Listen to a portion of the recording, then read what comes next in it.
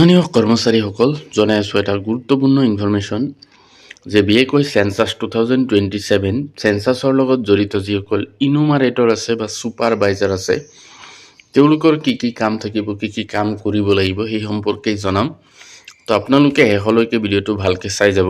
তো ইনুমাৰেটৰ মানে হ'ল যিসকলে মানুহৰ ঘৰে ঘৰে গৈ পেলাই বিভিন্ন তথ্য পাতি সংগ্ৰহ কৰে তেওঁলোকক ইনুমাৰেটৰ বুলি কয় বা গণনাকাৰী বিষয়া। আৰু ছুপাৰভাইজাৰ হ'ল যিসকলে ইনুমাৰেটৰৰ সকলৰ যিখিনি কাম আছে সেইখিনি তদাৰক কৰে তেওঁলোক ছুপাৰভাইজাৰ।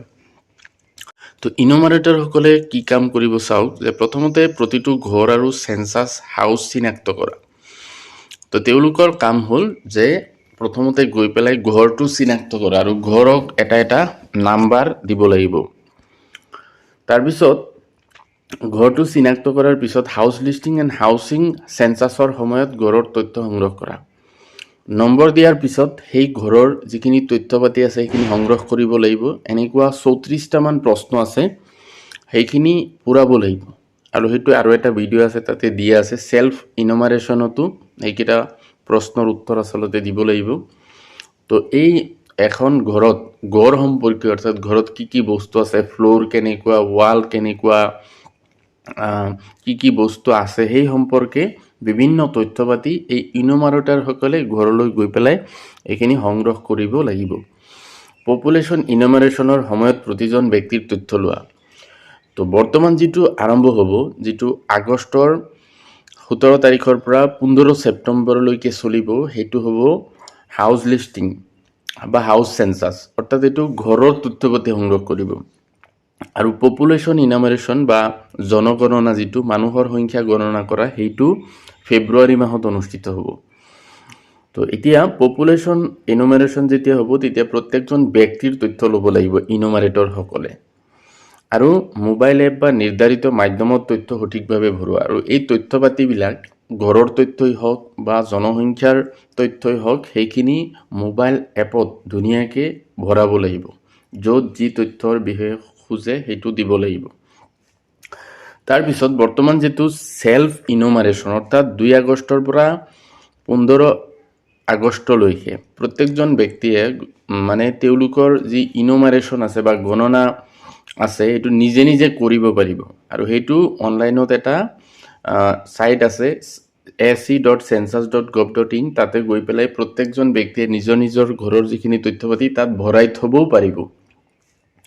তো যদি ভৰাই তেতিয়া এটা নম্বৰ আহিব, এইচ বুলি লিখা থাকিব প্ৰথমতে, তাৰপিছত 11টা ডিজিট থাকিব। সেই নম্বৰটো ৰাখি থ'ব লাগিব আৰু সেইটো যেতিয়া ইনুমাৰেটৰ ঘৰলৈ যাব তেতিয়া সেই নম্বৰটো ল'ব, লৈ পেলাই ভেৰিফাই কৰিব যে তথ্য পাতি যিখিনি ভৰাইছে সেইখিনি শুদ্ধ আছে নে নাই। 6 নম্বৰ চাব কোনো তথ্য অসম্পূৰ্ণ বা ভুল থাকিলে সংশোধন কৰা। তো যদি এই মানুহজনে ভৰাইছে কিন্তু কোনোবা তথ্য ভুল আছে তেতিয়াহ'লে সেইটো ইনুমাৰেটৰে শুদ্ধ কৰিব পাৰিব বা অসম্পূৰ্ণ যিখিনি সম্পূৰ্ণ হোৱা নাছিল সেইখিনি সম্পূৰ্ণ কৰি দিব পাৰিব তথ্য পাতি। সকলো তথ্য গোপনীয়। 7 নম্বৰ কাম হ'ব ইনুমাৰেটৰৰ সকলো তথ্য গোপনীয় ৰখা। অৰ্থাৎ আজিকালি যিহেতু ছ'চিয়েল মিডিয়া আছে, যিকোনো তথ্য পাতি যিখিনি মানুহৰ ঘৰে ঘৰে গৈ সংগ্ৰহ কৰিব সেইখিনি যাতে কোনেও প্ৰকাশ নকৰে, সেইটো গোপনীয়ভাৱে ৰাখিব লাগিব, খালি অনলাইনত পূৰাব লাগিব। তো এইখিনি কথা ভালকৈ মনত ৰাখিব, নহ'লে আইনমতে দণ্ডনীয় হ'ব যদি এই তথ্য পাতিবিলাক যদি প্ৰকাশ কৰি দিয়ে। তাৰপিছত 8 নম্বৰ সময়মতে সকলো কাম সম্পূৰ্ণ কৰি ছুপাৰভাইজাৰক প্ৰতিবেদন দিয়া। তো ইনুমাৰেটৰসকলৰ তত্ত্বাৱধানত থাকিব ছুপাৰভাইজাৰ। তো ছুপাৰভাইজাৰৰ অধীনত এনেকুৱা 5জন 6জন ইনুমাৰেটৰ থাকিব। গতিকে ইনুমাৰেটৰসকলে কিমানখিনি কাম কৰিলে এই সম্পূৰ্ণ প্ৰতিবেদন ছুপাৰভাইজাৰক সময়মতে দি থাকিব লাগিব। তো এতিয়া আহিল ছুপাৰভাইজাৰ যে আছে তেওঁলোকৰ কি কাম থাকিব, তো সেইটো চাওক। ছুপাৰভাইজাৰৰ কামসমূহ হ'ল যে নিজৰ অধীনৰ সকলো ইনুমাৰেটৰক নিৰ্দেশনা আৰু সহায় আগবঢ়োৱা। অৰ্থাৎ ইনুমাৰেটৰ বা গণনাকাৰী বিষয়া যিসকলে ঘৰে ঘৰে যাব তেওঁলোকে কেনেকৈ কাম কৰিব সকলো নিৰ্দেশনা আৰু সহায় ছুপাৰভাইজাৰে আগবঢ়াব। 2 নম্বৰ ইনুমাৰেটৰক তথ্য সংগ্ৰহ কৰা, তথ্য পৰীক্ষা কৰা। ইনুমাৰেটৰে যিখিনি তথ্য সংগ্ৰহ কৰিছে সেইখিনি শুদ্ধ আছে নে ভুল আছে সেইখিনি পৰীক্ষা কৰিব। 3 নম্বৰ ভুল বা অসম্পূৰ্ণ তথ্য থাকিলে সংশোধন কৰা। যদি ইনুমাৰেটৰে যিখিনি তথ্য সংগ্ৰহ কৰিছে তাত যদি কিবা ভুল হয় সেইখিনি সংশোধন কৰি দিয়ে।